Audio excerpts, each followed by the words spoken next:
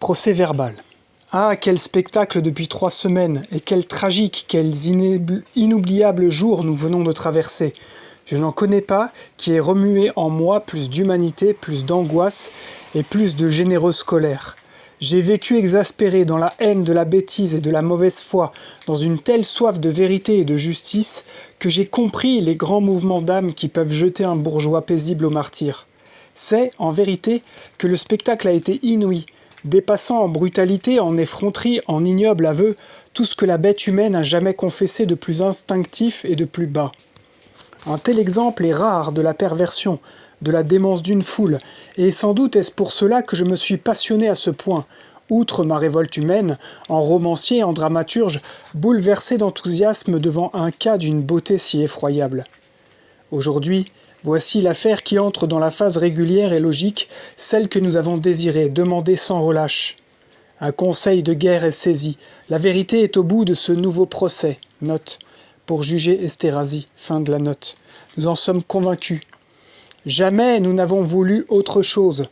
Il ne nous reste qu'à nous taire et à attendre, car la vérité, ce n'est pas nous encore qui devons la dire, c'est le conseil de guerre qui doit la faire, éclatante, et nous n'interviendrions de nouveau que si elle n'en sortait point complète, ce qui est d'ailleurs une hypothèse inadmissible.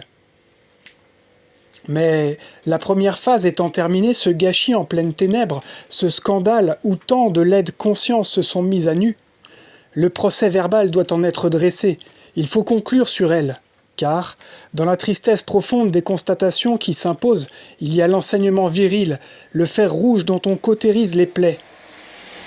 Songeons-y tous, l'affreux spectacle que nous venons de nous donner à nous-mêmes doit nous guérir. D'abord, la presse.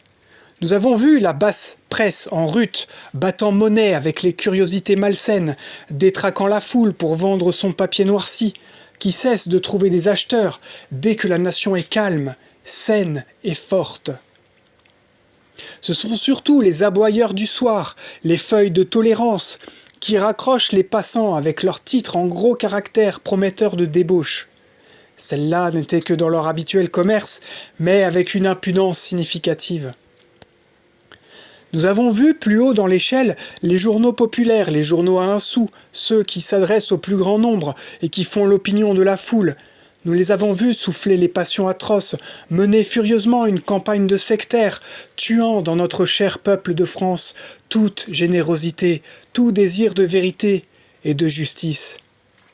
Je veux croire à leur bonne foi. Mais quelle tristesse, ces cerveaux de polémistes vieillis, d'agitateurs déments, de patriotes étroits, devenus des conducteurs d'hommes, commettant le plus noir des crimes, celui d'obscurcir la conscience publique et d'égarer tout un peuple. Cette besogne est d'autant plus exécrable qu'elle est faite, dans certains journaux, avec une bassesse de moyens, une habitude du mensonge, de la diffamation et de la délation, qui resteront la grande honte de notre époque. Nous avons vu enfin la grande presse, la presse dite sérieuse et honnête, assister à cela avec une impassibilité, j'allais dire, une sérénité que je déclare stupéfiante. Ces journaux honnêtes se sont contentés de tout enregistrer avec un soin scrupuleux, la vérité comme l'erreur. Le fleuve empoisonné a coulé chez eux, sans qu'ils omettent une abomination. Certes, c'est là de l'impartialité, mais quoi ? À peine çà et là une timide appréciation, pas une voix haute et noble, pas une, entendez-vous, qui se soit élevée dans cette presse honnête pour prendre le parti de l'humanité et de l'équité outragée. Et nous avons vu surtout ceci, car au milieu de tant d'horreurs, il doit suffire de choisir la plus révoltante. Nous avons vu la presse immonde, continuer à défendre un officier français qui avait insulté l'armée et craché sur la nation. Nous avons vu cela, des journaux l'excusant, d'autres ne lui infligeant un blâme qu'avec des restrictions. Note, le Figaro du 28 novembre 1897 venait de publier quelques lettres édifiantes d'Esterhazy à une amie, Madame de Boulancy. On pouvait, par exemple, y lire « La patience de ce stupide peuple français qui est bien le plus antipathique que je connaisse et sans limite. Mais la mienne est à bout. Je ne resterai pas plus longtemps avec ces imbéciles et ces brutes voués d'avance à la défaite. Je ne ferai pas de mal à un petit chien, mais je ferai tuer 100 000 Français avec plaisir. Ah, comme tout cela ferait triste figure dans un rouge soleil de bataille, dans Paris pris d'assaut et livré au pillage de 100 000 soldats ivres. Voilà une fête que je rêve, ainsi soit-il. Si l'on venait me dire ce soir que je serais tué demain comme capitaine de Uhlans, en sabrant des Français, je serais parfaitement heureux. La presse nationaliste fut très indulgente en effet à l'image de l'intransigeant qui publia le 30 novembre Le Figaro insère en les attribuant au commandant Esterhazy des lettres de la plus invraisemblable excentricité et dont il ne nomme pas le destinataire. Fussent-elles authentiques, leur publication ne constituerait qu'une vengeance misérable contre un homme calomnieusement dénoncé comme agent de l'Allemagne et ne pourrant en quoi que ce soit servir à innocenter le traître Dreyfus. Ce sont des documents tout à fait à côté. Henri Rochefort, La Flèche du Parthe. Fin de la note. Comment ? Il n'y a pas eu un cri unanime de révolte et d'exécration ? Que se passe-t-il donc pour que ce crime, qui à un autre moment aurait soulevé la conscience publique, en un besoin furieux de répression immédiate, ait pu trouver des circonstances atténuantes dans ces mêmes journaux si chatouilleux sur les questions de félonie et de traîtrise ? Nous avons vu cela. Et j'ignore ce qu'un tel symptôme a produit chez les autres spectateurs, puisque personne ne parle, puisque personne ne s'indigne. Mais moi, il m'a fait frissonner car il révèle avec une violence inattendue la maladie dont nous souffrons. La presse immonde a dévoyé la nation et un accès de la perversion de la corruption où elle l'a jeté vient d'étaler l'ulcère au plein jour. L'antisémitisme maintenant. Il est le coupable. J'ai déjà dit combien cette campagne barbare qui nous ramène de 1000 ans en arrière indigne mon besoin de fraternité, ma passion de tolérance et d'émancipation humaine. Retourner aux guerres de religion, recommencer les persécutions religieuses, vouloir qu'on s'extermine de race à race, cela est d'un tel non-sens dans notre siècle d'affranchissement qu'une pareille tentative me semble surtout imbécile. Elle n'a pu naître que d'un cerveau fumeux, mal équilibré de croyants, que d'une grande vanité d'écrivains longtemps inconnus, désireux de jouer à tout prix un rôle, fût-il odieux. Et je ne veux pas croire encore qu'un tel mouvement prenne jamais une importance décisive en France, dans ce pays de libre examen, de fraternelle bonté et de claire raison. Pourtant, voilà des méfaits terribles. Je dois confesser que le mal est déjà très grand.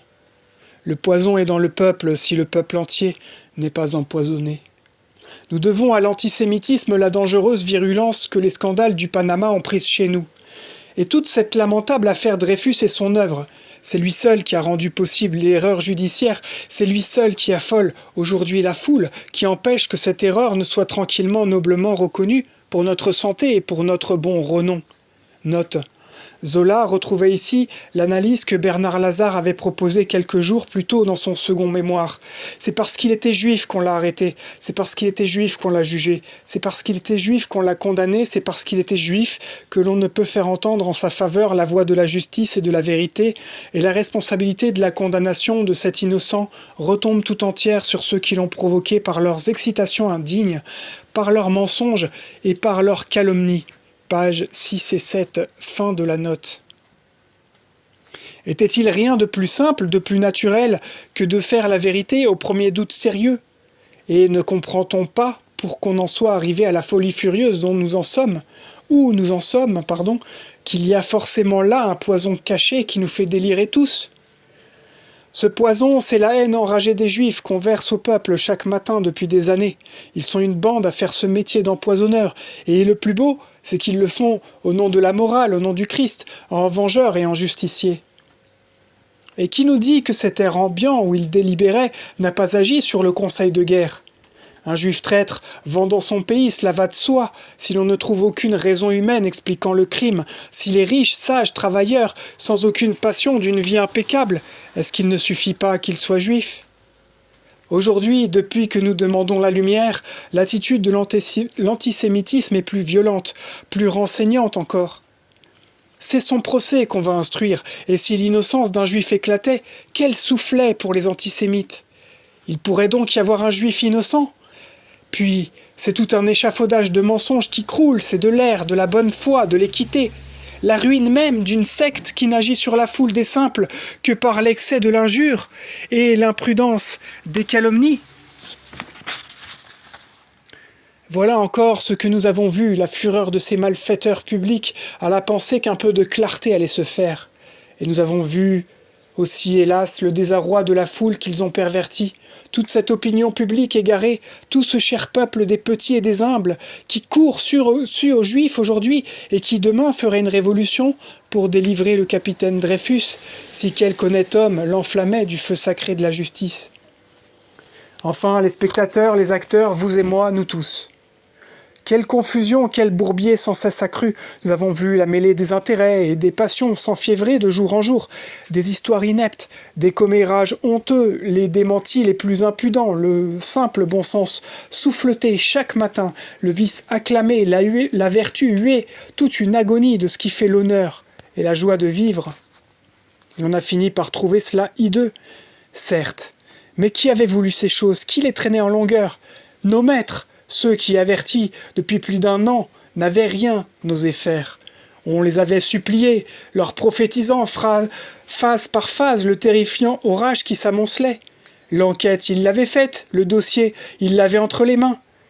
Et, jusqu'à la dernière heure, malgré les adjurations patriotiques, ils se sont entêtés dans leur inertie, plutôt que de prendre eux-mêmes l'affaire en main pour la limiter, quitte à sacrifier tout de suite les individualités compromises. Le fleuve de boue a débordé, comme on le leur avait prédit, et c'est leur faute. Nous avons vu des énergumènes triompher en exigeant la vérité de ceux qui disaient la savoir, lorsque ceux-ci ne pouvaient la dire, tant qu'une enquête restait ouverte. La vérité, elle a été dite au général chargé de cette enquête, et lui seul a eu mission de la faire connaître. Note, le général de Pellieux. Fin de la note. La vérité, elle sera dite encore au juge instructeur, et il aura seule qualité pour l'entendre, pour baser sur elle son acte de justice.